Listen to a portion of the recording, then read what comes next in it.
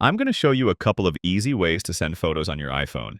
When sending photos, most people will use the Messages app, so let's look at that one first. I'll open Messages, pick the conversation where I want to send photos, and then next to the text field where you type your message, look for that plus icon on the left side. Tap that, and you can either use the camera app to take a photo, or choose Photos to pick an existing photo from your gallery. I'll scroll my gallery and find something that I want to share. You can pick just one photo, or you can tap and pick multiple photos if you'd like to share more. Then tap the blue check mark, and your photos will be added to the message. I can either send this out without any text, or I can add a little message to go with it. Then hit send, and you're all set. Another way to do this is directly from your Photos app.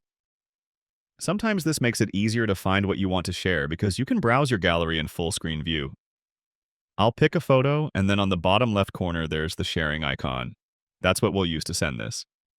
You'll see your recent contacts on top, then some suggested apps for sharing under that. This is an easy way to share via WhatsApp, email, or pretty much any messaging app you have on your phone. I'll pick the native Messages app and then add the contact I want to send this to. And just like that, I'm in Messages with the photo copied into my message field ready to be sent out. After I tap send, I'm taken back to the Photos app. If I want to continue the conversation, I can hop back into Messages for that. If you want to email photos, the process is similar. Start a new email, go to the text field where you type your message, and then tap the paperclip icon to attach photos. You can attach files, you can scan documents and photos with your camera, or pick something from your photo library.